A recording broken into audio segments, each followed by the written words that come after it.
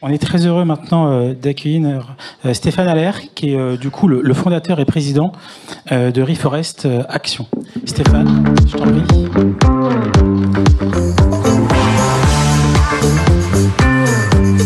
Merci Vincent. Merci, bonjour à toutes et à tous. Donc, je suis Stéphane Allaire, le fondateur de Reforest Action. Le métier de Reforest Action, c'est de mener des projets de reforestation un peu partout dans le monde. On intervient partout en France, en Europe et sur chacun des continents, dans 47 pays. La reforestation, ça consiste à restaurer des forêts dégradées ou à mener des projets agroforestiers. Alors aujourd'hui, je suis venu pour vous poser une question. Êtes-vous pour ou contre la finance carbone?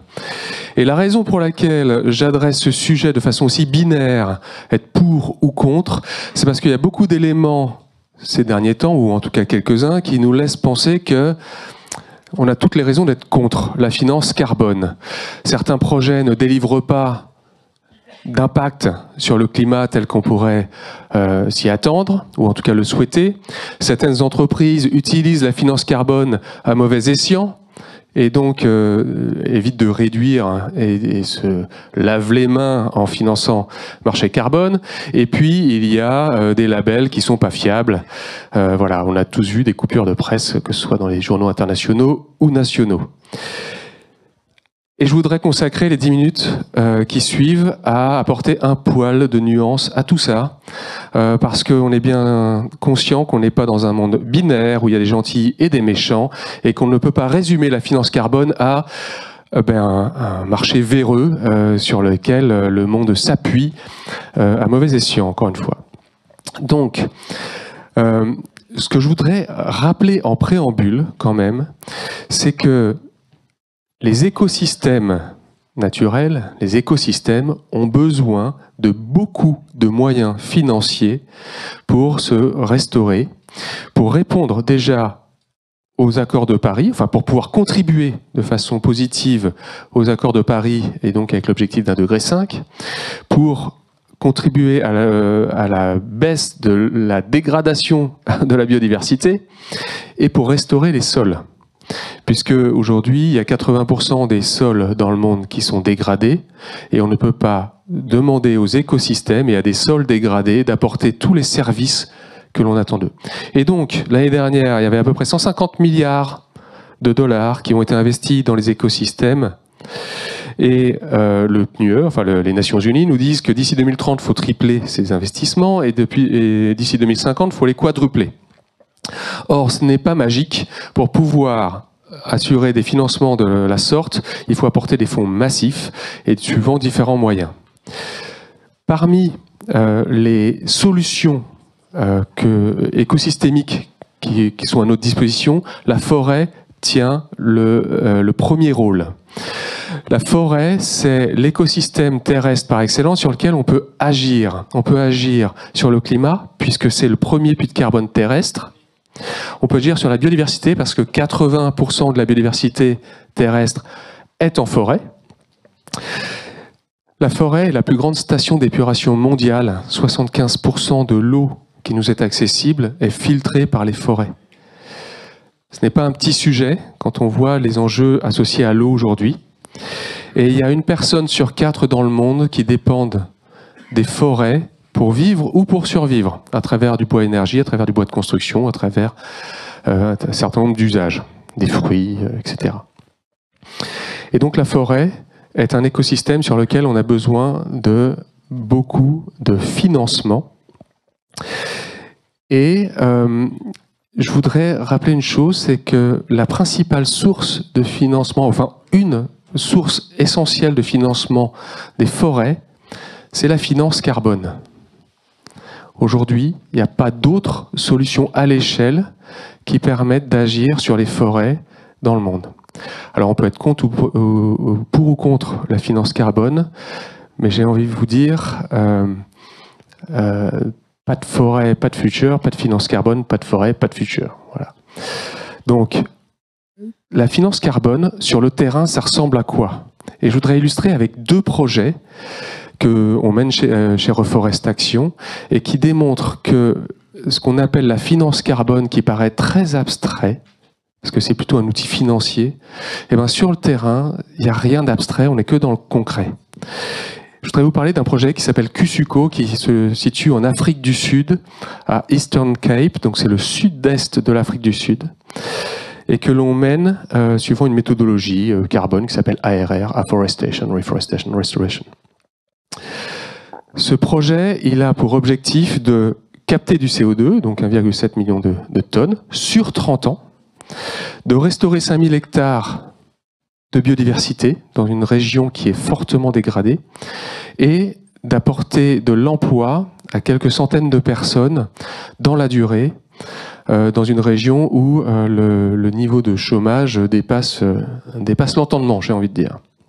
Et la façon dont on intervient, c'est qu'on plante des arbres. C'est aussi bête que ça, j'ai envie de vous dire, on plante des millions d'arbres, 25 millions d'arbres. Alors c'est un arbre spécifique, un arbre endémique, le spekboom, qui vient recréer de l'humus, qui arrive à pousser dans des conditions extrêmement difficiles. Et ce projet à l'échelle, qui passe par la plantation d'arbres, a un impact évidemment sur l'emploi, on l'a vu, mais aussi sur la biodiversité, puisqu'il y a les Big Five qui sont présents sur ce projet. Et donc ça permet de renforcer la présence de ces animaux remarquables. Ça, c'est un projet qui est rendu possible grâce à la finance carbone. Et c'est un projet qui a de l'impact, c'est un projet qui a démarré, c'est un projet sur lequel on peut vous donner toutes les informations nécessaires. Il est, de mon point de vue, assez exemplaire. Un autre exemple assez différent, on est toujours en Afrique, mais on est au Rwanda. Et ce projet, c'est plus un projet de reforestation, c'est un projet d'agroforesterie. L'agroforesterie consiste à planter des arbres sur les surfaces agricoles, enfin en haies la plupart du temps, autour des surfaces agricoles, pour pouvoir associer les cultures vivrières, les cultures annuelles, avec la production de fruits et de fourrages et de bois liés aux haies. Le but de ce projet, c'est bien sûr de capter du CO2, un peu plus de 4 millions de tonnes, de restaurer 20 000 hectares sur la partie ouest du pays, près du lac Kivu, à la frontière avec la RDC, et puis de changer les conditions de vie de 40 000 fermiers de cette région du monde. Et la façon dont on procède, c'est que l'on fait des projets agroforestiers. Donc c'est le pays des 1000 collines. Je ne sais pas si vous connaissez un peu le Rwanda, c'est un peu plus petit que la Bretagne et un peu plus de personnes que l'Île-de-France. C'est très très dense, c'est tout petit mais très dense, et c'est extrêmement vallonné. Et donc le pays, enfin en tout cas cette région du pays a été extrêmement déforestée à cause de la surpopulation, parce que les personnes ont besoin des terres pour vivre, pour cultiver leur culture vivrière, et du coup les sols en pente s'érodent, enfin sont lessivés avec les pluies puisqu'on a coupé les arbres. Donc là on fait des terrasses, on replante des arbres, on met en place des pépinières, on fait de la sensibilisation et de l'éducation sur comment cultiver en terrasse avec des haies pour pouvoir retenir les sols, accéder à l'eau plus facilement et améliorer les revenus. Et puis développer des filières. On est sur du thé, notamment. On est sur un certain nombre un peu de café également au Rwanda, pour développer une économie durable à partir du projet de reforestation. C'est un autre projet extrêmement concret, rendu possible grâce à la finance carbone. Alors vous allez me dire, Stéphane, t'es bien gentil, mais faire la pub de la finance carbone par les temps qui courent, c'est quand même un peu osé. Un peu osé parce que tout n'est pas rose, tout n'est pas vert. Il y a aussi des problématiques liées à comment c'est utilisé par les entreprises. Et c'est vrai. Et je voudrais donc rappeler ce qui pour nous reste une des meilleures pratiques, j'ai envie de dire, qui vous est proposée. Vous connaissez SBTI. SBTI vous dit quoi? Vous dit qu'il faut réduire de 90% vos émissions de CO2 d'ici 2050. Il faut avoir des objectifs court terme, il faut avoir des objectifs long terme. Et il faut aussi se mettre en position de pouvoir capter le CO2 résiduel d'ici 2050 au plus tard, grâce à un certain nombre de solutions, et notamment les écosystèmes. Or, vous savez, 2050, c'est dans 26 ans, c'est ça?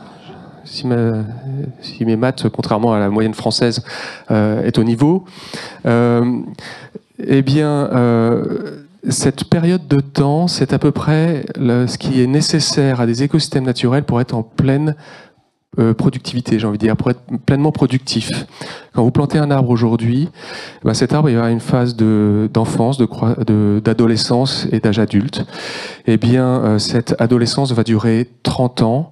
L'arbre va pousser, l'écosystème va se construire, il va atteindre un climax, une forêt primaire, ça c'est dans quelques siècles, mais par contre il va pouvoir être pleinement productif dans 30 ans. C'est-à-dire que si on n'investit pas aujourd'hui dans les écosystèmes, il y a peu de chances qu'on arrive à répondre aux enjeux résumés par la SBTI, par les accords de Paris, par etc., etc.